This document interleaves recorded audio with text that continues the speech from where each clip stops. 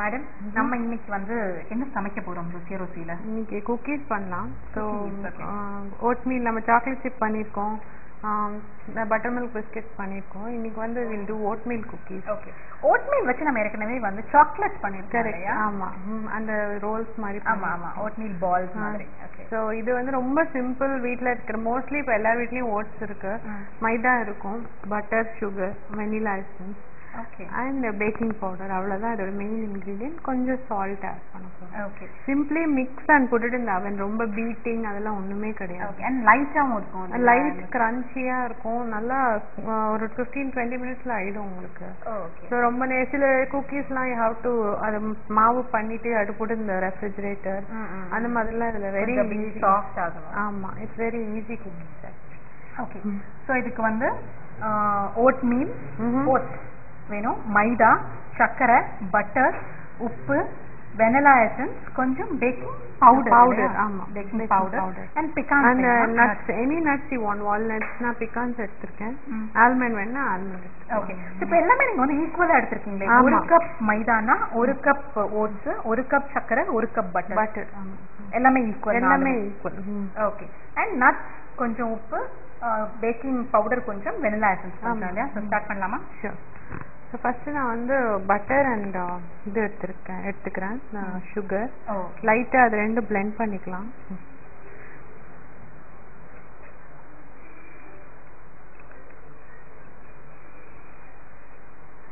So ஒரு cup butter எந்த அளவோ அதே அளவு சர்க்கரை. ப்ரௌன் சுகர் போடுறதுனால ப்ரௌன் சுகர் போட்டுக்கலாம். சும்மா கொஞ்சம் ஃப்ளஃபி பண்ணிக்கலாம். ஓகே, ஸோ இது வந்து இப்படி நம்ம ஸ்டிர் பண்ணாலே போதும். ஆமாம், ரெண்டும் பீட் பண்ணணுங்கிற அவசியம், பீட் பண்ண அவசியம் இல்லை.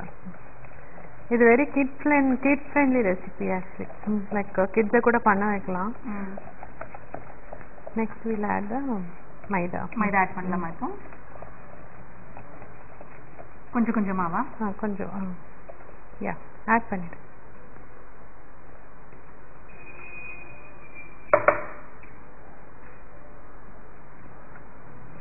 ஸோ அதே ஒரே அளவு, ஒரு கப் மைதாவும். ஸோ மூணுத்தையும் நல்லா மிக்ஸ் பண்ணிக்கணும். ஸோ இந்த ப்ரப்போர்ஷன் கரெக்டாக இருக்கு இல்லையா? ஒரு கப் பட்டர், அதே அளவு மைதா, அதே அளவு சர்க்கரை. ஓட்ஸ் ஆட் பண்ணலாம். ஓட்ஸும் ஒரு கப்பு,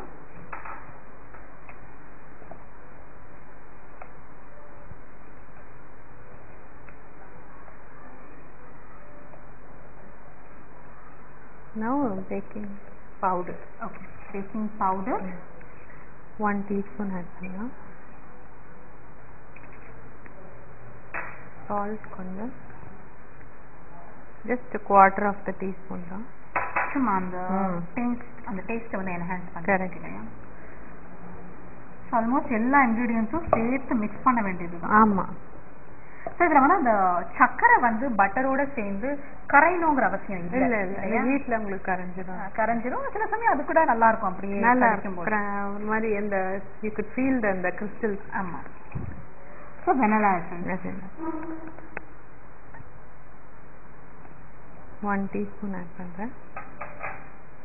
ஸோ எல்லாருமே ரொம்ப ஈஸியாக பண்ணலாம். ஏன்னா சில சமயம் வந்து இந்த மாதிரி குக்கீஸ்லாம் பண்ணும்போது சில பேர் கொஞ்சம் ஏதாவது ஒரு இன்கிரீடியன்ட் கூடையோ இல்லை குறைச்சலாவோ போட்டுட்டா சரியா வராது. ஆனால் இது பார்த்தீங்கன்னா எல்லாமே ஈக்குவல் அமௌண்ட்ங்கிறது வந்து ரொம்ப ஈஸி. ஆமாம், நட்ஸ் ஆட் பண்ணுறேன்.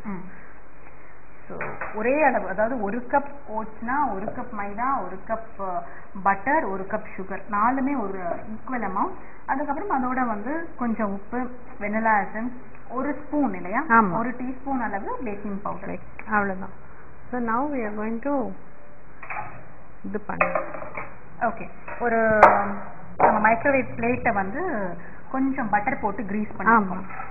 ஸோ ட்ராப் பண்ணலாம், ஏன்னா இதுவே ஸ்ப்ரெட் ஆகிக்கும் உங்களுக்கு. ஓகே, சாதாரணமாக அப்படியே வச்சுக்கலாம்.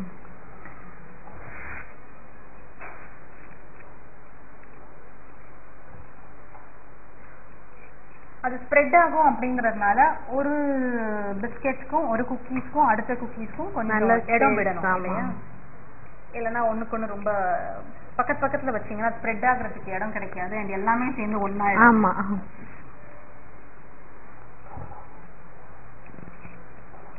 அண்ட் கையும் உங்களுக்கு மெஸ் ஆகாது. ஆமா.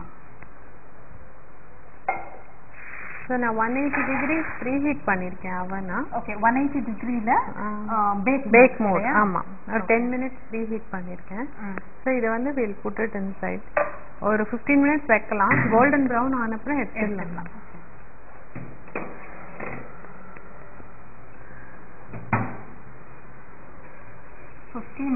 அதே 180 டிகிரில அதே 180 டிகிரில பேக் மோட்ல சோ மேம் இது வந்து OTG அவன்ல தான் பண்ண முடியுமா?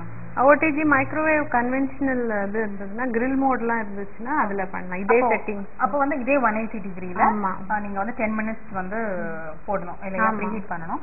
அதுக்கு அப்புறம் 15 minutes வைக்கணும். ஆனா வந்து என்ன மோட்ல வைக்கணும்? இது வந்து அவன் மோட்ல வைக்கணும். grill மோட் இருக்கு இல்லையா அந்த அவன் மோட்ல வைக்கணும். ஓகே grill-ஆ இல்ல கன்வென்ஷனல் அவன் மோட் OTG மோட் இருக்கும் அதுல பார்த்தாங்க. அதாவது குக்கிங் பிளஸ் grilling ரெண்டுமே சேர்ந்து. ஆமா அதுதான் கன்வென்ஷன். ஆமா அது பேக்கிங் இது இருக்கும். சோ அந்த டெம்பரேச்சர் வச்சீங்கன்னா இந்த மாதிரி வரும். ஓகே. ஏன்னா நிறைய பேருக்கு அதுல வந்து வெறும் குக்கிங் மோட்ல தான் சமைப்பாங்க. கரெக்ட். ஹீட்டிங் அந்த மாதிரி. கிரில்லிங் அப்படின்னு சொல்லும்போது மேல வந்து உங்களுக்கு அப்படியே இப்போ குக் பண்ண ஃபுட்டை வந்து நல்ல மொறுமொறுன்னு கொஞ்சம் அப்படி கிறிஸ்பி ஆக்கணும்னா கிரில்லிங் மோட்ல வச்சு கிரில் பண்ணுவாங்க. எண்ணெய் இல்லாம அது வந்து நல்லா கிறிஸ்பி ஆகும் இல்லையா? கன்வென்ஷன் மோட்ல வந்து குக்கும் ஆகும் அதே சமயத்துல அது வந்து கிரில்லும் ஆகும். ஸோ ரெண்டுமே கம்பைன் ஆகிட்டு தான் கன்வென்ஷன் மோட். ஸோ கன்வென்ஷன் மோட்ல தான் நம்ம வைக்கணும். பேக்கிங் மோட் அதுதான் அதுல baking mode. Cooking plus like baking. Correct. Okay. So இப்போ வந்து நம்ம 15 நிமிஷம் வெயிட் பண்ணணும். அது கோல்டன் பிரவுன் ஆன அப்புறம் வீணும். அந்த 15 minutes ரெண்டு பக்கமும் உங்களுக்கு அப்ப இல்ல ரெண்டு பக்கம் எடுத்து திருப்பி எல்லாம் வைக்கணும் அப்பலாம் ஒண்ணும் இல்ல இந்த குக்கீஸ் ஆக்சுவலி அதே ஸ்ப்ரெட் ஆகி உங்களுக்கு வந்துரும். லைக் வேலை ரொம்ப கம்மி. ஆமா எக்ஸ்ட்ரீம்லி லெஸ்.